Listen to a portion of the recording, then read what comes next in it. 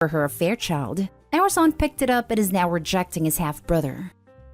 I, 38 male, had a fight with my ex-wife, 41 female, about her child Sam, 7 male, and need an outside opinion. We have a son together, Jake, 9 male, but Sam is not mine.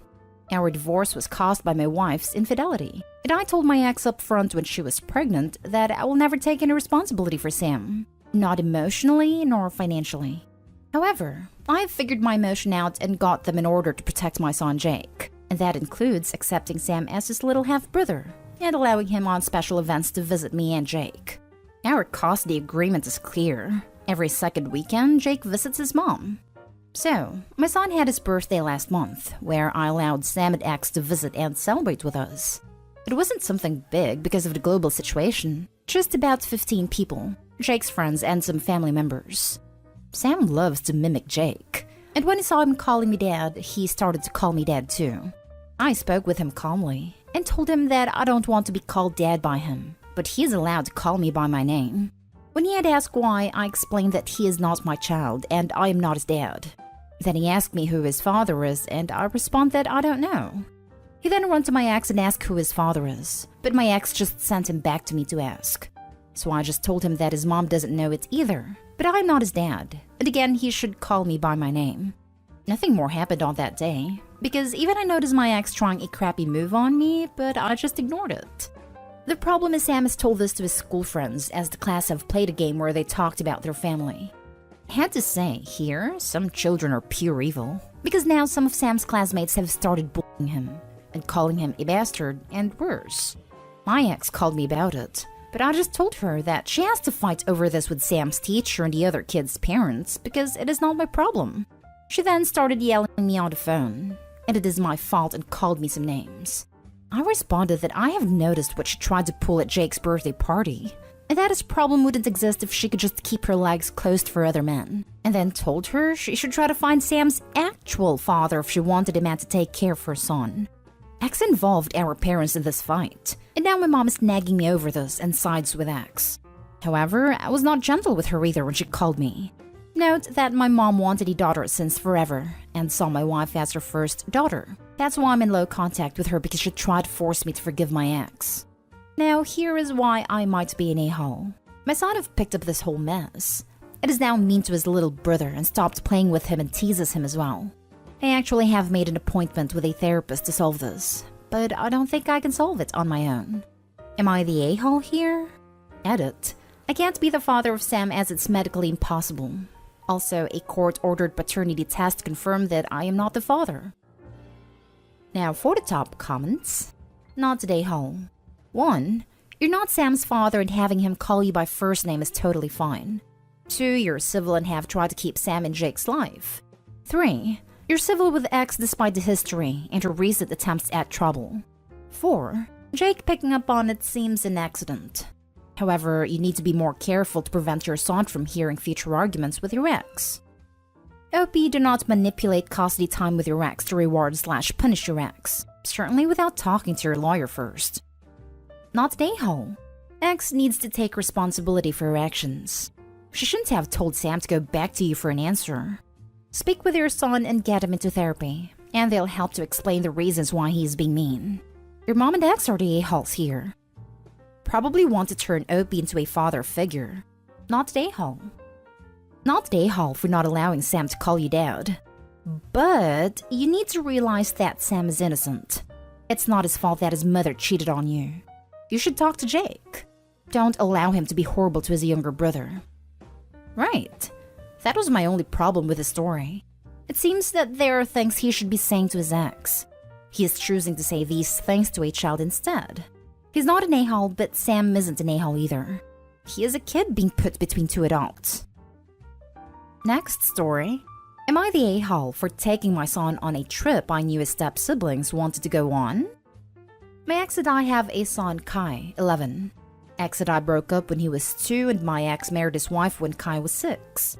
There was a lot of mess in Ex's house regarding his ex-step-kids, Mia and Logan, both 12. From what I gather, their dad has been bad-mouthing my ex and Kai from the beginning and poisoned the kids against them. So I've always been hesitant to not do stuff that could be seen as me rubbing things in their faces. Because of the costly back and forth in courts between his wife and her ex, my ex could not afford to do big things with the kids. Kai had mentioned this trip that his step-siblings wanted to go on before. He told me he'd love to go, but really hoped they wouldn't go together because he didn't want to go with them, because they wouldn't want him there and he didn't like being around them. During the final week of school, some of me and Logan's friends were very cruel to Kai, and me and Logan were standing around laughing with him. At one point, it turned very dark, and the principal called the parents of all involved students. What transpired was Logan and me had told their friends something about Kai. That and just general kid bull was used to make him feel like crap. I was pissed. After the incident, I decided I needed to stop catering to the stuff my ex couldn't do with the kids, and just do whatever regardless of whether Mia and Logan dreamed of doing it. So I took my son on a trip to the place he told me he wanted to go to, but not with his step-siblings. He had a great time, and I told him as long as he didn't brag or rub it in, we'd done nothing wrong, because he worried a bit that Logan and Mia would be mad. X found out about it because Kyle left a small trinket in his bag from the trip and X found it. X then called me and asked me why I took Kai there, and I said because Kai wanted to go. X said his stepkids wanted to go too, and why would I take Kai someplace they'd likely wanted to go? I said I don't care. I could take my son where I wanted. He told me it made me an a-hole because his stepkids have feelings too. He doesn't know I knew they wanted to go, but am I the a-hole here? Not an a-hole with caution. As a former middle school principal and parent, I can tell you that the stepchildren are at an age where bullying especially rears its ugly head. Parents tell the victim to ignore it, walk away, etc. But Kai can't do that if he lives there and goes to school with them. Personally, I document everything, especially the school incident. I communicate with Kai a lot on how he's doing. I've successfully used a 1 to 10 scale. After explaining, a 1 is I need help now and 10 is everything is amazing. I'd ask, what are you today? And I'd get a baseline. What I'd look for is a trend. Hopefully with strategies, support in any form, and time, the days are more 7 to 10s than 2 to 5s. I used this over my career with students and my own children during hard times. If yesterday was 4 and today's a 5, I'd concentrate on how it was better than yesterday and concentrate on tomorrow. This also worked very well for me when assessing my daughter's deep depression in 8th grade. It was bad, and I needed some kind of baseline for when I needed to go extreme parenting. It happened, and I put her in counseling. She's great now, early 20s. So for UOP, I'd keep some kind of data/notes to see if there comes a time that you need to revisit the boundaries of custody. Maybe they should only be at their dad's when the other kids are out of the house. I'd say tough parenting ahead. You may really have to step up and be the bad guy by forcing change to protect Kai. The trip itself I see as a positive for Kai to make sure he knows he's special and not doing anything wrong. But to caution, those kids will hate him more now and will look for ways to make him hurt, mental and maybe more. They will weaponize their peers and family against Kai. Bullies are some of the smartest and manipulative children I've ever worked with. They know who is where and they capitalize on weakness. Here's where your ex fits in. Enough said. Good luck, and I'm glad Kai had something positive to do.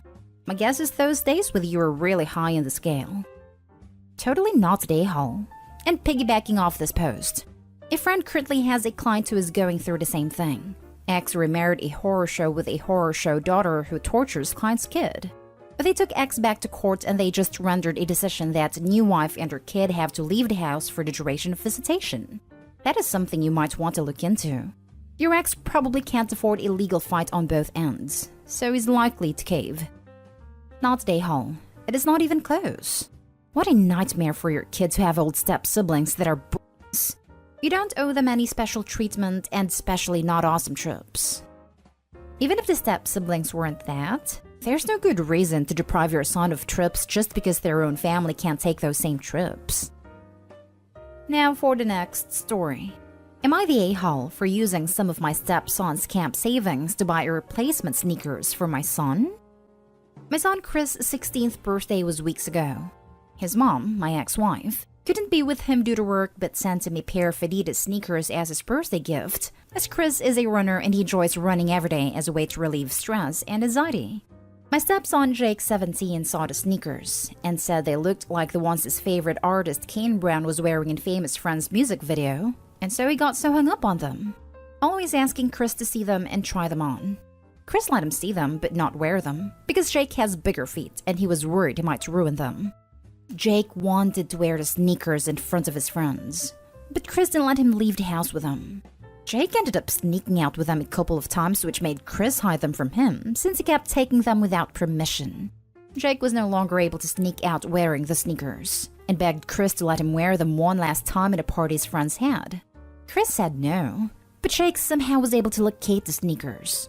But instead of going out with them, he cut them with a hand pruner and kept them in his room while Chris and I looked for them, till his mom found them. Chris saw the damage and was upset. I grounded Jake and promised Chris to get a replacement. But when his mom called to tell me those sneakers are worth $600 and had to be replaced, I was in utter shock. I saw the receipt, and even then, I couldn't believe it, because $600 is way more than I can afford. Chris's mom is a cardiologist, so she can afford this stuff, but I obviously can't. I was fuming. I let Jake know how much he messed up, and told him I will be replacing the sneakers using the money saved for his week-long summer camp. Jake had a meltdown, and said he was already punished and that it wasn't fair to punish him further. My wife thought I exaggerated, and talked about how important summer camp is for Jake as he's been waiting for it for months. I let her know that Chris's mom is rightfully upset her gift for him got ruined, and because Jake acted out of spite and maliciousness, then it's only fair that he pay for replacement. My wife assured me if Jake knew those sneakers were that expensive, he would have never ever touched them, but thought Chris wasn't letting him borrow them on purpose. What's done is done, and I made my decision final. But now both my wife and Jake are giving me the silent treatment and refusing to talk about it. My wife thinks it's crazy to spend $600 on new sneakers. I agree, but those aren't mine, so needed replacement. So am I the a-hole? Edited to add that because Chris's mom sends somewhat expensive items to Chris, Jake would sometimes feel jealous, which is understandable, but I make sure to treat both boys equally by getting them equal stuff. My wife thinks that Chris should be sharing with his brother, and he does, but there are things that just cannot be shared. Now for the comments. Not a hole. Seems like Jake is learning a hard lesson that actions have consequences. I am unsure where your wife is coming from. It doesn't matter how expensive the shoes were. Her son destroyed someone else's property. Maybe this will teach him to not destroy others' belongings before it becomes something super serious. Like some here have pointed out, I think that Jake did have an idea how expensive the sneakers were, since he mentioned they looked like the ones his favorite singer wore in a music video. Another thing is that Chris's mom is upset over what happened and she has every right to be. $600 is a lot. And even though I personally wouldn't or couldn't spend that much in sneakers, it's her money that she worked for. So I think it's fair to be expecting a replacement. Exactly. Honestly, I don't see a case where you are the a-hole. I wasn't even thinking about Jake actually knowing or not, just pointing out your wife's point of, if he knew how expensive they were, he wouldn't have destroyed them, is kinda moot. Even if the shoes were $20, they still aren't his. Good luck, Opie. I think you're doing the right thing. Her statement about Chris not letting Jake borrow the shoes on purpose is also weird. Like, Chris has the right to not lend his stuff out.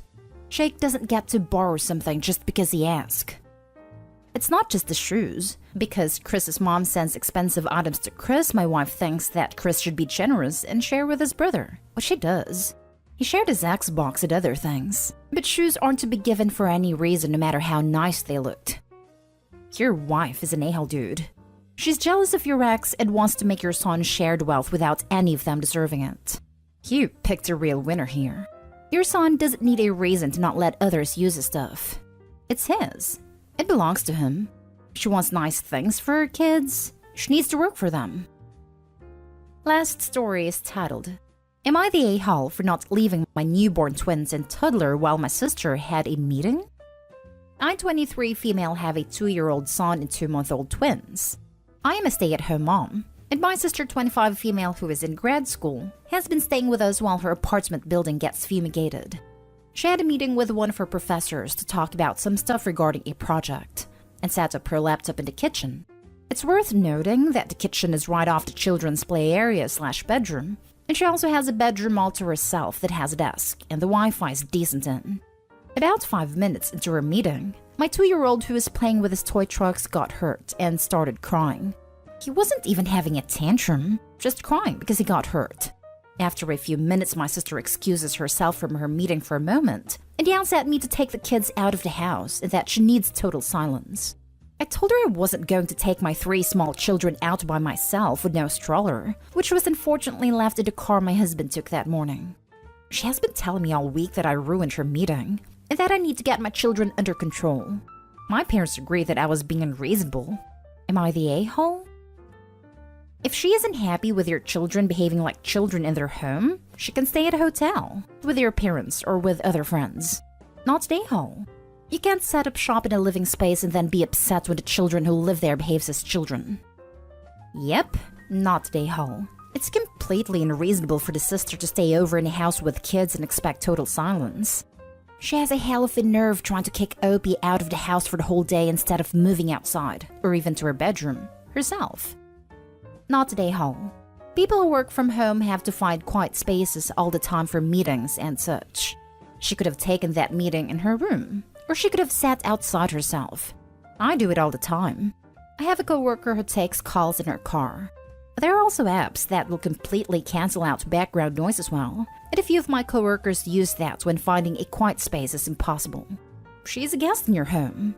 You're doing her a favor.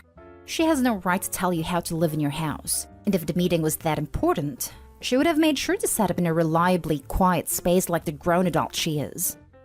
I take meetings in a tiny closet or in the garage. It's the wild, wild west out here competing for quiet meeting spaces in our house. Not the a-hole, Opie. Not the a-hole. This work from home thing has been going on for 18 months. Supervisors, bosses, professors, co-workers are all used to this and are generally unfazed. Your sister is incredibly entitled to expect you to pick up your young children and leave your home for her. Your mother is way out of line and needs to be told to mind her own business. Tell your sister that if the accommodations don't meet with her approval, she can find another hotel more to her liking.